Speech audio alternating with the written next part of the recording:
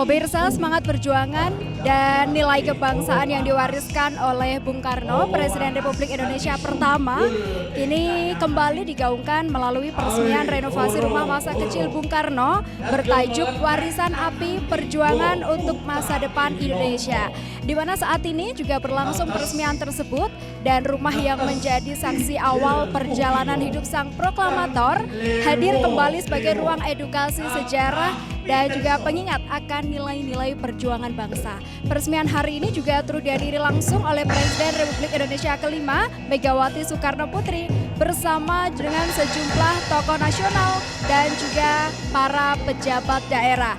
Kemudian sebelum dilakukannya peresmian rumah renovasi masa kecil Soekarno hari ini, sebelumnya juga turut dilakukan seminar kebangsaan.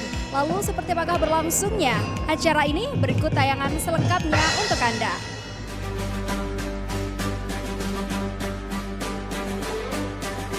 Pemirsa, pada puncak peringatan Bulan Bung Karno sekaligus bagian dari upaya pelestarian sejarah nasional dan memperkuat nilai kebangsaan melalui situs yang memiliki keterkaitan erat, Ketua Umum PDI Perjuangan Megawati Soekarno Putri meresmikan renovasi Istana Gebang yang berada di Jalan Sultan Agung, Kota Blitar pada Senin 15 Juni 2026.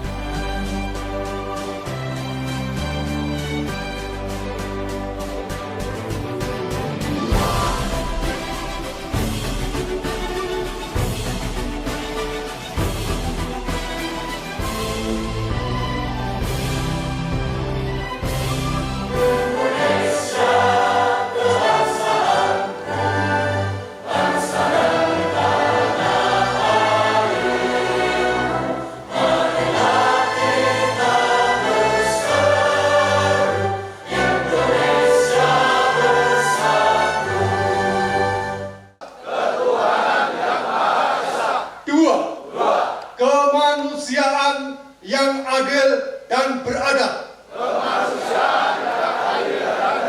Tiga, Persatuan Indonesia. Empat, Kerakyatan yang dipimpin oleh hikmat kebijaksanaan dalam permusyawaratan perwakilan. Lima, keadilan sosial bagi seluruh rakyat Indonesia.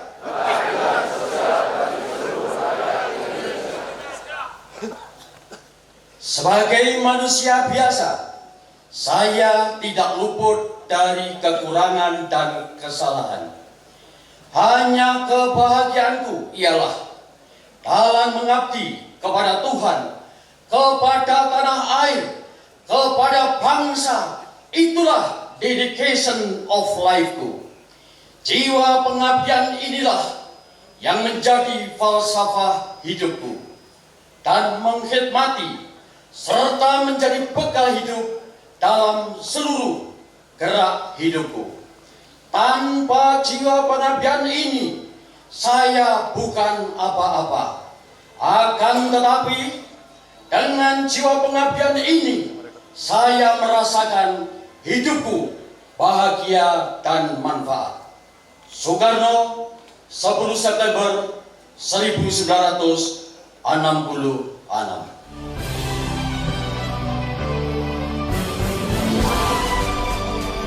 Dalam pidatonya, Megawati menegaskan bahwa dibukanya kembali Istana Gebang untuk masyarakat tidak boleh dipandang sekedar sebagai peresmian bangunan fisik atau pengelolaan aset sejarah. Menurutnya, tempat tersebut harus menjadi ruang pembelajaran dan refleksi bagi generasi muda agar memahami makna perjuangan yang melatar belakangi lahirnya bangsa Indonesia.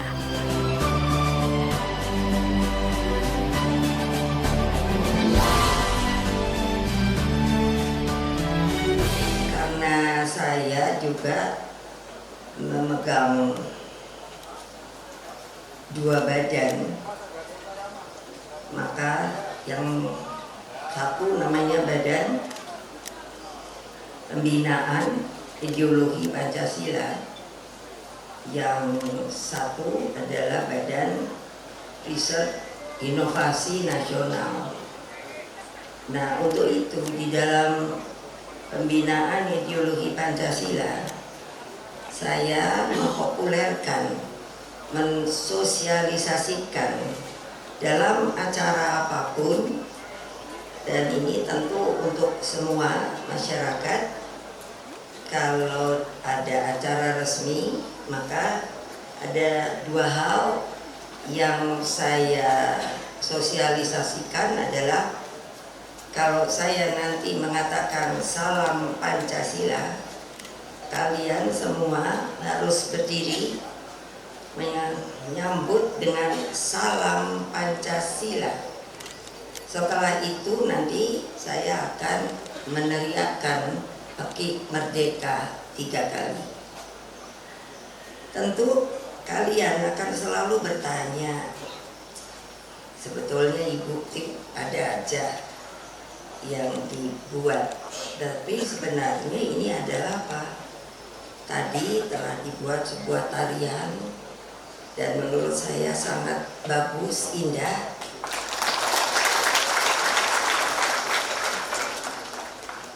Untuk apa? Kita ini sebuah bangsa yang tadinya katanya, sampai hari ini saya meminta ahli-ahli sejarah, apakah betul kita ini dijajah 350 tahun? Nah, untuk itu maka kita tadi sudah melihat slide dari Bapak pejuang kita, yaitu Bung Karno, yang untuk saudara-saudara ketahui, mungkin selintas karena ini kan sudah berapa generasi ya yang mengerti Bung Karno, tetapi siapa Bung Karno itu ternyata banyak yang belum tahu secara benar. Nah, supaya tahu Bung Karno itu bukan, tentu ini rumahnya yang akan kita buka menjadi sebuah tempat resmi yang dapat dikunjungi. Bung Karno saya hitung ketika mulai dari mengikuti politik, maka Bung Karno itu dipenjara, keluar masuk, dibuang 3 kali, dan ternyata waktu yang dibuang oleh beliau sebagai seorang pemuda itu adalah 22 tahun. Coba bayangkan kalau sekarang kalian berpikir menjalani apa yang Bung Karno jalankan, pasti akan dijawab, saya tidak mampu, saya tidak mau. Siapa yang mau dipenjara? Siapa yang mau dibuang? Nah, banyak seremonial itu yang saya lihat seperti hanya isi, ada kulitnya, tidak masuk ke dalam hal-hal yang menceritakan yang namanya sejarah. Padahal sejarah itu bukannya banyak orang, ibu sejarah itu masa lalu. No, sejarah itu peradaban yang berjalan, yang membuka yang namanya apa ya, tali sejarah, buruk atau baik. Nah, jadi dengan demikian maka maksud saya akan mengatakan bahwa kita harus masukkan salam Pancasila itu. Kalau saya sekarang melihat begitu banyak perundungan tahu, orang yang sia-sia dihina. Pertanyaan saya, peri kemanusiaan itu ada di mana pada kalian? Apakah hanya seperti kertas saja atau ada dalam hati sanubari kalian? Saya sedih. Kenapa? Banyak sekarang anak sekolah itu yang mengalami perundungan. Why? Karena itu jangan kamu temani, dia anak miskin, tidak punya apa-apa. Ibu-ibu itu sekarang mulai cenderung mengambil sikap seperti itu. Oleh sebab itu, salam Pancasila. Salam Pancasila. Merdeka! Merdeka! Merdeka! Momentum peresmian renovasi juga ditandai dengan peluncuran patung baru Bung Karno yang ada di halaman Istana Gebang. Kehadiran patung tersebut menjadi simbol penghormatan terhadap jasa dan perjuangan sang proklamator dalam perjalanan bangsa Indonesia.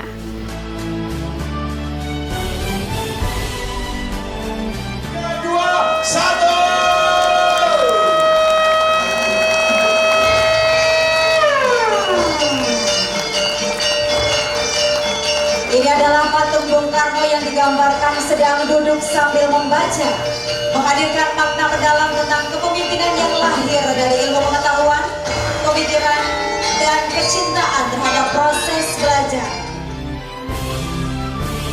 Sebagai tanda peresmian juga dilakukan penyerahan bibit pohon pule dan sukun kepada DPC PDI Perjuangan Kota dan Kabupaten Blitar.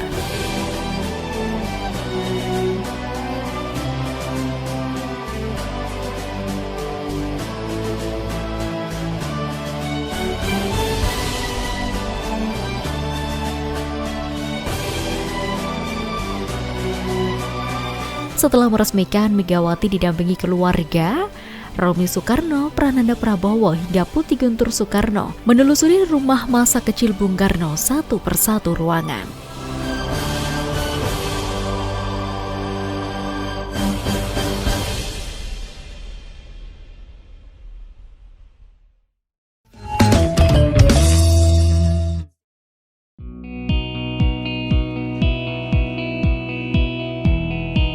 Dalam peringatan Bulan Bung Karno yang setiap tahun diperingati sebagai bentuk penghormatan terhadap jasa dan pemikiran Insinyur Soekarno, juga turut digelar seminar nasional. Seminar nasional bertajuk Membumikan Pancasila, Meneladani Ajaran dan Pemikiran Bung Karno untuk Indonesia Raya digelar di halaman Istana Gebang. Baik, terima kasih saya diundang dalam rangka Bulan Bung Karno. Karena di kota Blitar inilah Bung Karno tumbuh, kembang, dan kemudian juga ketika wafat beliau dimakamkan di kota Blitar. Sehingga tradisi yang sangat kuat yang telah hidup untuk menggali seluruh ide, pemikiran, gagasan, dan cita-cita perjuangan Bung Karno pada hari ini untuk dibahas bagaimana relevansi pemikiran-pemikiran Bung Karno dalam menghadapi berbagai tantangan dan sekaligus juga bisa menjadi arah bagi masa depan. Jadi kami mengapresiasi terhadap seluruh upaya dari pemerintah Kota Blitar di dalam menjadikan Bulan Bung Karno ini sebagai gerakan ideologis bersama dengan rakyat untuk menggelurakan relevansi dari pemikiran Bung Karno.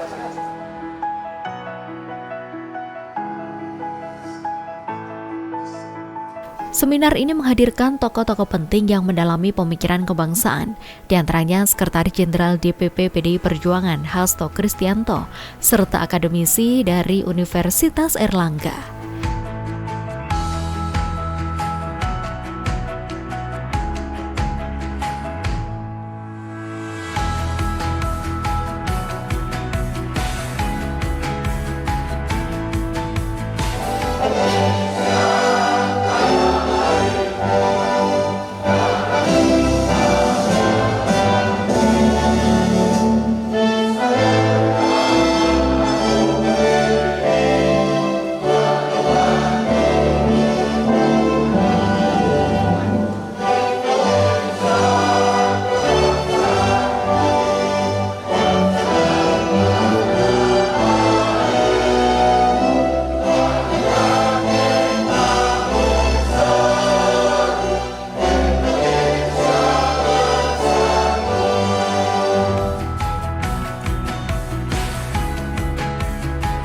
Wali Kota Blitar Syakul Muhibin dalam sambutannya menyampaikan bahwa pelaksanaan acara dalam mengisi peringatan Bulan Bung Karno ini tidak lain ialah sebagai bukti tanda cinta kepada Bung Karno.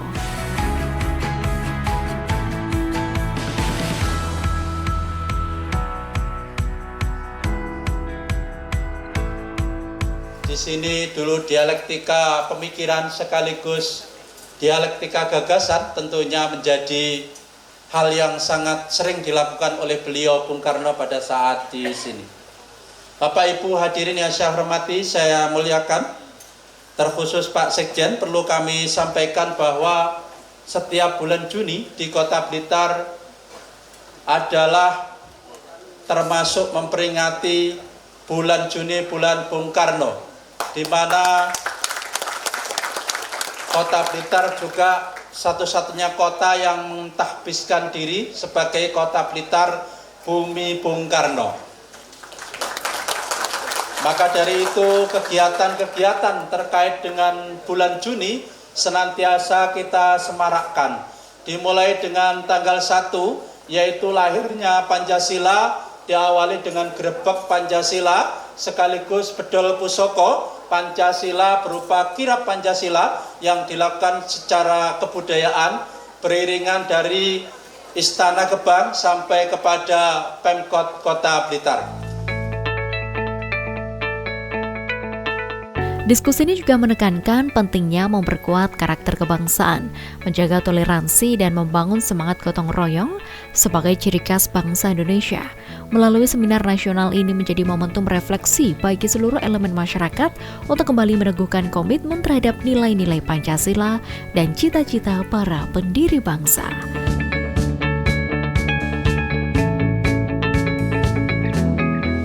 Bukan hanya wibawa, bukan hanya retorikanya, bukan hanya bagaimana beliau bisa mempersatukan bangsa, tapi semua itu perlu dipegang pertama-tama adalah kalau kita memahami pikiran dari Bung Karno, kalau kita mengetahui tentang apa yang menjadi gagasan-gagasan Bung Karno untuk memerdekakan Indonesia, sehingga Bung Karno akan bangga, Bung Karno akan bahagia di alam kuburnya kalau kita bukan hanya mencintai beliau dan tahu arah kemana masa depan bangsa Indonesia ini ditujukan berdasarkan pada gagasan Pancasila, Marhainisme, Bandung 1955, Trisakti dan keseluruhannya itu. Untuk itulah kemudian kita sekarang bersama-sama berkumpul di sini. Kalau misalnya kita lihat, maaf sebelumnya sini, saya mau menjelaskan judul terlebih dahulu. Pancasila dan narasi pembebasan. Mengapa saya menggunakan judul seperti ini? Pertama-tama bahwa Pancasila itu adalah seluruh rangkuman apa yang menjadi inti pemikiran Bung Karno. Dan tujuan dari Pancasila itu adalah narasi pembebasan. Tujuan dari Pancasila adalah kemerdekaan. Karena apa? Sebenarnya Soekarno muda kita bisa lihat dari kehidupannya di Blitar, dari buku Cindy Adams diceritakan dengan sangat baik bahwa Bung Karno menjadi pemimpin bukan dari eksklusivitas seorang anak yang bapaknya menjadi presiden misalnya. Bukan. Dia menjadi pemimpin karena dia memahami jati dirinya sebagai bagian dari rakyat Indonesia yang merasakan ketidakadilan di dalam penjajahan. Maka dari Blitar ini kita bisa belajar tentang mimpi seorang anak biasa. Seorang anak yang saat itu tidak mendapatkan MBG, saudara-saudara sekalian. Tetapi seorang anak yang dalam usianya begitu muda melihat realitas mengapa ada perbedaan antara kulit putih dan berwarna, antara orang-orang Belanda dan kita. Lalu dia mencoba belajar di dalam kesendiriannya, karena teman-temannya lebih asik main sepak bola, Bung Karno nggak bisa bermain sepak bola. Disitulah dia menemukan the power of intellectual leadership. Jadi suatu kekuatan intelektual itu juga tumbuh dari sini.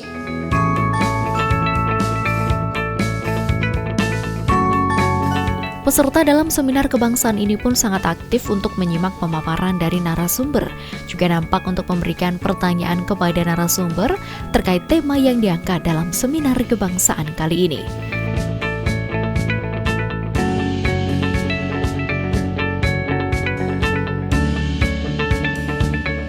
Perkenalkan, saya Ita Yanuar, Pak. Warga biasa dan belum berpartai, ya. Pak Hasto, untuk Pak Hasto ini. Pak Hasto, yang kita ketahui PDI Perjuangan itu kita kenal sebagai rumah ideologisnya Bung Karno. Nah, seperti yang disampaikan Pak Hasto tadi, Indonesia itu sedang nggak baik-baik saja, betul Pak. Kita melihat juga, waduh luar biasa ini masalahnya. Nilai rupiah yang melemah, kemudian harga-harga naik, terus distrust kepemimpinan yang luar biasa, kemudian masalah MBG yang terus bergulir dan semakin membesar ini jangan-jangan karena masyarakat sebenarnya nggak terima karena Mas Bahlil dibilang ganteng sebenarnya. Karena nggak ganteng-ganteng amat. Baik, kalau saya melihat memang PDI Perjuangan memiliki strategi yang luar biasa ya, tadi seperti disampaikan oleh Pak Hasto untuk membumikan ajaran Bung Karno.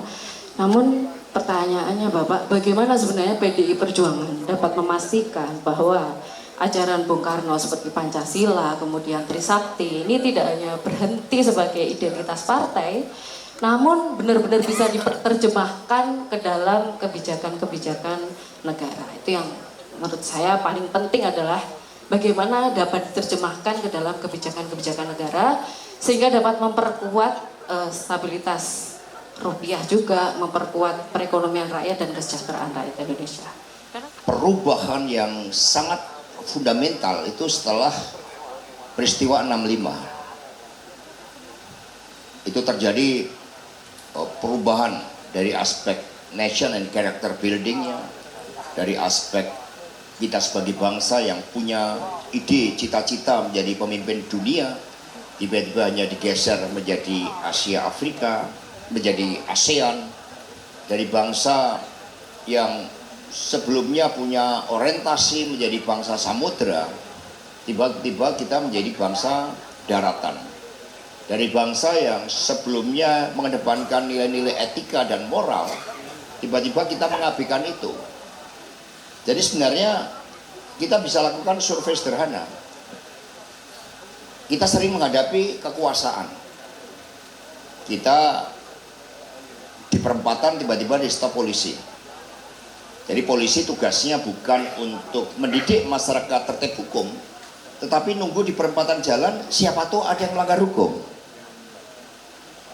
Lalu kena tilang kita. Karena etika dan moral itu runtuh secara kolektif, maka spontan dari kita apapun profesinya yang bertanya cenderungnya adalah berapa Pak? Nah, kan kira-kira gitu. Itu artinya kita juga melanggengkan suatu tatanan masyarakat di mana etika moral tertib hukum itu diabaikan. Melalui seminar nasional ini diharapkan nilai-nilai Pancasila dan semangat persahabatan semakin membumi di tengah masyarakat. Selain menjadi bagian dari penghormatan terhadap jasa dan pemikiran Bung Karno, juga diharapkan mampu melahirkan gagasan-gagasan kebangsaan yang relevan untuk mendukung pembangunan Indonesia di masa depan. Itulah tadi pemirsa berlangsungnya peresmian renovasi rumah masa kecil Bung Karno yang ada di Blitar yang diresmikan langsung oleh Presiden Republik Indonesia kelima Megawati Soekarno Putri. Kemudian setelah dilakukan peresmian, tadi juga melihat apa saja isi dari rumah masa kecil Bung Karno yang juga ditempati oleh keluarga saat ini yang ada di Kota Blitar. Akhirnya, saya Devi Ade bersama juru kamera Inam Afif pamit undur diri. Terima kasih atas kebersamaan Anda. Salam JTV.